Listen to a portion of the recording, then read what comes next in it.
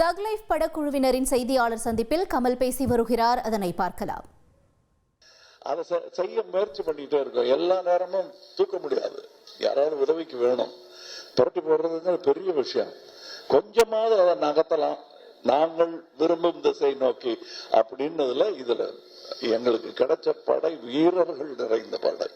அதுவும் behind the சீன்ஸ்ல நீங்க பார்த்தது ஒரு கிளிம்ஸ் தான். ட்ரெயின்ல வேகமா போகும்போது சீனரி தெரியுற மாதிரி உங்களுக்கு தெரியும். நாங்க கிட்ட ஜங்ஷன்ல நின்று எல்லாரையும் வண்டியில ஏத்திக்கிட்டு வந்தவங்க எத்தனை பேர் உழைத்திருக்கிறார்கள். இன்டர்நேஷனல் தரத்தில் இருக்கும் எங்கள் டெக்னீஷியன்ஸ்.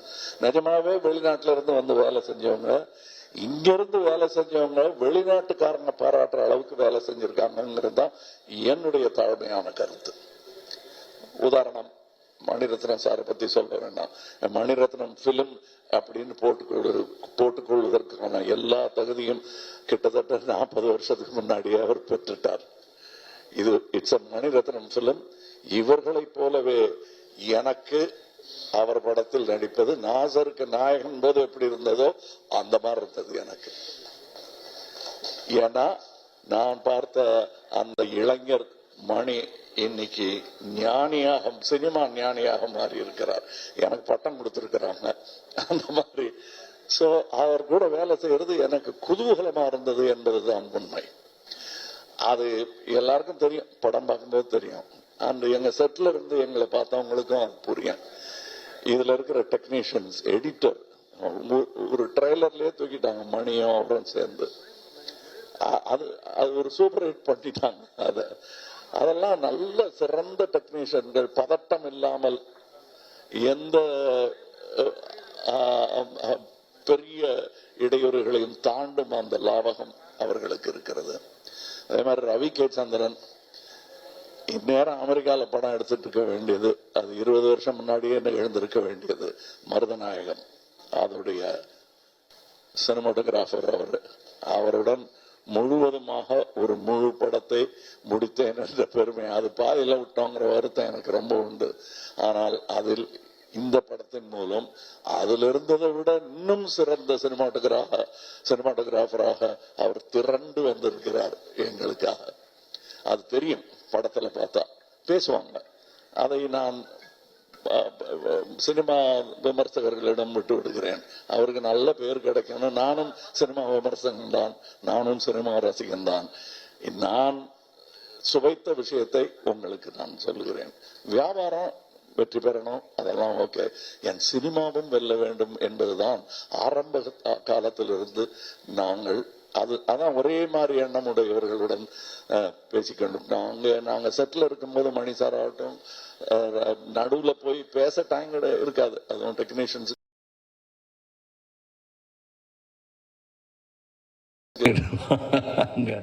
அதுக்கு நடுவுல நாங்க பேசுறது கூட அரட்டையா இருக்காது. லஞ்சில் உட்காந்து பேசுறது கூட சினிமாவை பத்தியா இருக்கும், வேற ஒருத்தர் எடுத்த நல்ல சினிமாவை பத்தியா இருக்கும். இப்படி ஒரு அற்புதமான சூழலில் நாங்கள் இந்த படத்தை எடுத்திருக்கணும். இந்த மாதிரி ஆரோக்கியமான ஒரு சூழல் ஐமவேதே எவ்வளவு பணம் கொடுத்தாலும் கிடைக்காது. அது எனக்கு கிடைத்தது, ராஜ்கமலுக்கு கிடைத்தது. ராஜ்கமலுக்கு பின்னாடி இருக்கிற அந்த இன்டர்நேஷனல்ங்கிற அந்த வார்த்தைக்கு முழு அர்த்தத்தை மணிரத்னம் எங்கள் டெக்னீஷியன்ஸ் கொடுத்திருக்கிறார்கள். இதில் உள்ள கலைஞர்கள் சின்ன சின்ன பாத்திரம் பண்ணவங்க. ஒரு சின்ன பையன்லாம் ஆக்ட் பண்ணியிருக்காரு, ஒரு 50 படம் பண்ணியிருப்பாரு அந்த பையங்கிற மாதிரி பண்ணியிருக்காரு. அதுக்கு நிஜமாவே 100-200 படம் பண்ணவங்கலாம் சின்ன சின்ன வேஷங்கள் பண்ணியிருக்காங்க. இந்த சந்தோஷத்துக்காக, மணி சார் கூட ஒர்க் பண்ணுங்கிற சந்தோஷத்துக்காக தான் பாதி பேர் வந்தாங்க. சம்பளம் 2ஆம் பட்சம் தான் அவங்களுக்கு. இது எங்களுக்கு தெரிந்த உண்மைங்கிறதுனால சொல்றேன். நாம வையாபுரி மாதிரி ஆர்டிஸ்ட் எல்லாம் நாங்க கண்டெடுத்தவர். அவர் ஜூனியர் ஆர்டிஸ்டா இருந்த போது நாங்க கண்டெடுத்து இவர் அப்படின்னு பார்த்து கூப்பிட்டது அவர். இன்னைக்கு அவர் எங்க கூடயே உட்காருங்க, சீட்டு கிடைச்சாச்சு, உட்காந்துடணும். அது ரொம்ப கஷ்டம். அந்த நிலையிலிருந்து வந்த அவருக்கு தான் தெரியும். இன்னைக்கு இங்க ஜோஜோ இல்ல, இப்ப இந்த முன் வரிசையில் அமர்ந்திருக்கிற எல்லாருமே என் நண்பர்கள் தான். அவங்களுக்கு இந்த வாய்ப்பு கிடைச்சது எனக்கு பெருமையா இருக்கு. நீங்க படம் பார்த்துட்டு இவங்க எல்லாம் பத்தி நான் பேசுறேன். ஏன்னா இப்ப பேசும்போது அவர்கள் பெயரை மட்டுமே குறிப்பிட வேண்டி வரும். அவர்கள் திறமையும் பத்தி பேசுவதற்கு இன்னொரு விழா நடக்கத்தான் போகிறது என்று எனக்கு தோன்றுகிறது. அந்த விழாவில் உங்களுடன் பேசுகிறேன். மற்றபடி எனக்கு உறுதுணையாக இருந்த தமிழ்நாட்டிற்கே நன்றி சொல்ல வேண்டும். நான் மேடையில் பேசும்போது உயிரே உறவே தமிழே என்று சொன்னதற்கான அர்த்தத்தையும் நான் முழுமையாக உணர்கிறேன். நன்றி, வணக்கம். Thank you sir.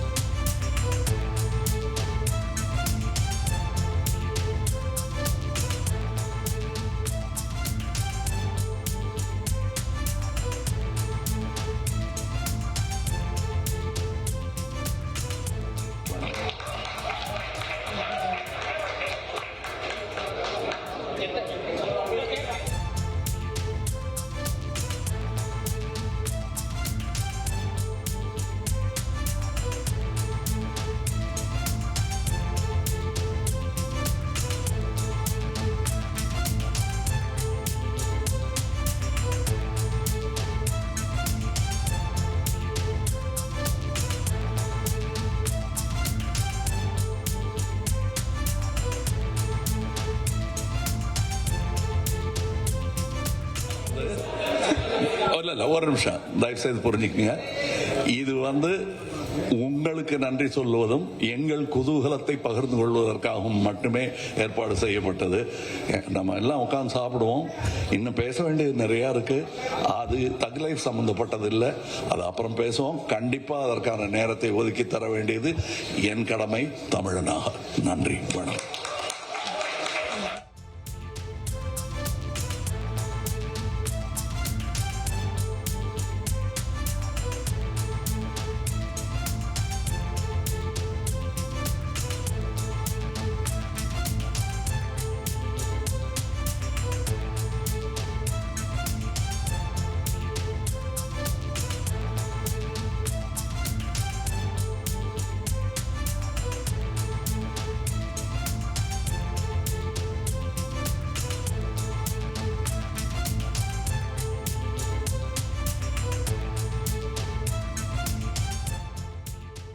தக் லைஃப் திரைப்படம் நாளை வெளியாக இருக்கக்கூடிய நிலையில் படக்குழுவினரின் செய்தியாளர் சந்திப்பில் நடிகர் கமல்ஹாசன் பேசிய காட்சிகளை நாம் பார்த்தோம். தொடர்ந்து அவர் கூறியதாவது, சர்வதேச தரத்தில் இந்த தக் லைஃப் திரைப்படம் உருவாகி இருப்பதாகவும், தொடர்ந்து எனக்கு உறுதுணையாக நின்ற தமிழ்நாட்டிற்கும் மக்களுக்கும் நன்றி என்றும் கூறியிருக்கிறார்.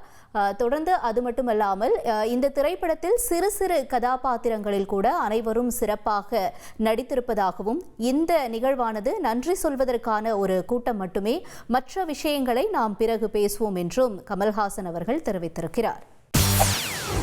செய்திகளை உடனுக்குடன் தெரிந்து கொள்ள உடனே சப்ஸ்கிரைப் பண்ணுங்க.